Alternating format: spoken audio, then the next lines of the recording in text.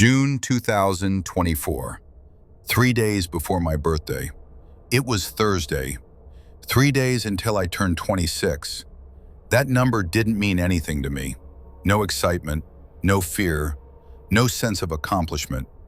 Just a number that was about to change on my ID. This wasn't the kind of birthday you plan for. No guest list, no reservations, no countdown.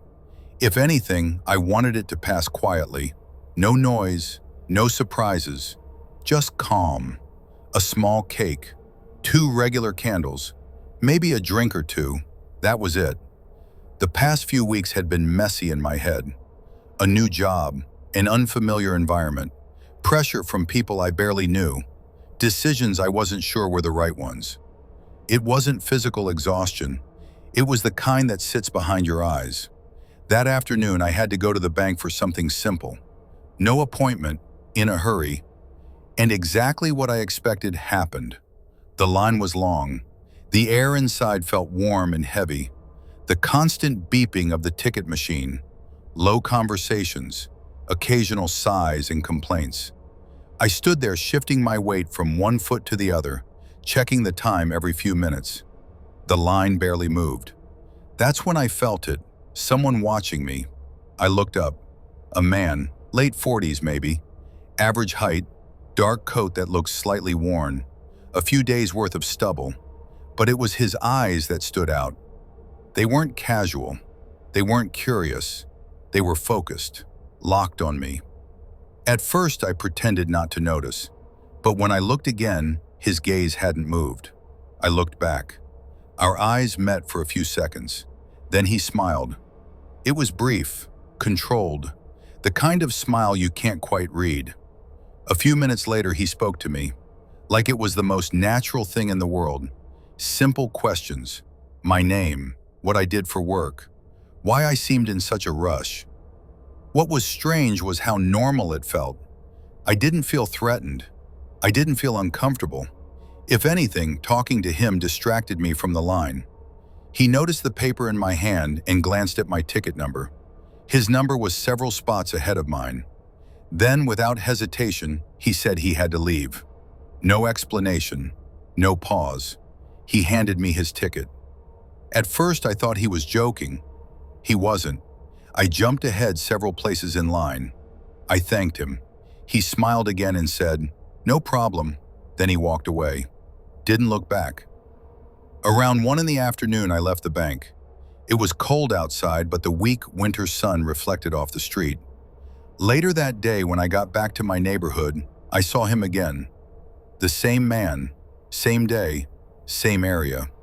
This time it felt more coincidental, but my brain registered it anyway. Seeing the same stranger twice in one day sticks with you. I thanked him again. He nodded, nothing more. I ate a light lunch. Didn't have much of an appetite. I lay down and fell asleep. When I woke up, it was 6:25 p.m. My phone vibrated. A message. Unknown number. "Hey, my friend. Happy early birthday. We're waiting for you at Forest Cabins. Don't be late." I stared at my screen. My heart started beating a little faster. My first thought was that it had to be a friend, a surprise, but the number wasn't saved. I called my closest friend and asked him directly. He sounded confused, said he hadn't even remembered my birthday was coming up. That was unusual. He usually remembered. Still, my mind searched for Lafayette. Maybe they were lying. Maybe it really was a surprise. A quiet excitement crept in. I didn't ask anyone else.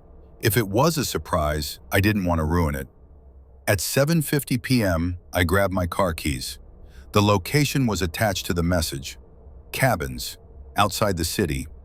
The sky was getting darker. Clouds covered most of it. Cold wind brushed against the road. The drive was quiet. On the way, I imagined staying there for a few days. Until my birthday. A small celebration. An escape from the city. I had packed extra clothes, personal items, everything I thought I might need. In my head, it felt warm. Low lights, laughter, candles, a cake. When I arrived, it was fully dark. The cabin sat deep inside the forest. No lights, no movement. The door was closed. Another message came in. The key is under the mat. Go inside. We're on our way. I bent down. The key was really there. The handle was cold. I opened the door. When I opened the door, the cabin was completely dark. Not dim, not shadowy, completely dark. For a second, I just stood there, frozen. I remember thinking that if this hadn't been framed as a surprise, I never would have stepped inside. In any normal situation, I would have turned around and left without hesitation. But I didn't. I stepped in. I closed the door behind me. Nothing happened. No lights, no voices, no laughter, no surprise. Just silence. The kind of silence that makes your ears ring. I couldn't see anything in front of me. My heart jumped straight into my throat. I stood there, barely breathing, trying to convince myself this was part of it. I reached into my pocket and pulled out my phone. The flashlight clicked on. A narrow beam of white light cut through the darkness. "Is anyone here?" I called out. My voice sounded strange in that space. Flat, small. No answer. I tried again, louder this time. "Okay, joke's over. Come out." Nothing. Just the sound of wind pressing against the cabin walls. I slowly scanned the room with my phone light. Wooden walls, a small table, an old couch. Everything looked untouched, unused. That's when the thought hit me. What if no one was coming? I found a lantern sitting on top of a cabinet. My hands shook as I reached for it. It took longer than it should have to light. My fingers felt clumsy, disconnected. When it finally turned on, the room filled with a weak yellow glow. No decorations, no people. "Okay," I whispered to myself. "So why bring me here?" I took a step toward the door, planning to leave. That's when I heard it. A sound from above. At first I told myself it was nothing. A branch, an animal. Then it happened again. Slow, heavy, like footsteps, on the roof. My stomach dropped. "Who's there?" No response. I grabbed my phone and tried to call my friends. No signal. Not even one bar. It felt like I'd stepped into a dead zone. No power, no reception, nothing. Another sound came from outside, something hitting the trees, branches shaking. I stepped out of the cabin. And that's when I saw him. The same man. The man from the bank. The man from my neighborhood. Same clothes, same posture. My entire body locked up. My hands started trembling. My tongue felt thick. My heart was pounding so hard it hurt. Those eyes, that same cold, focused stare. "I just wanted to celebrate your birthday with you," he said. I didn't know how to react. I didn't know him, didn't trust him, didn't understand him. Something about him was wrong. But I told myself to stay calm. If he was unstable, panic would only make it worse. We went back inside. That's when I noticed it. A small cake, 2 candles, a few balloons. Everything was there, but small, controlled. I couldn't enjoy any of it. I forced a smile, nodded, pretended. Inside, I was counting seconds, just waiting for the night to end. I ate the cake, but I couldn't taste it.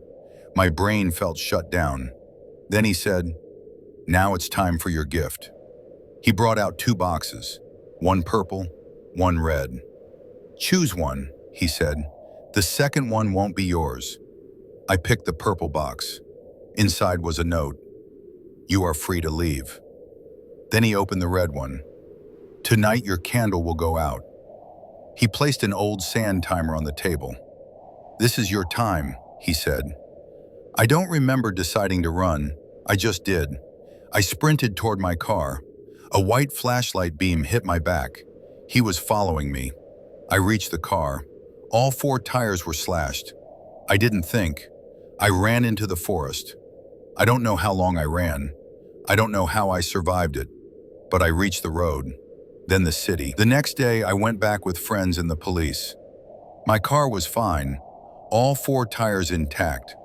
On the windshield, written in marker, "Happy birthday, my scared friend. The end."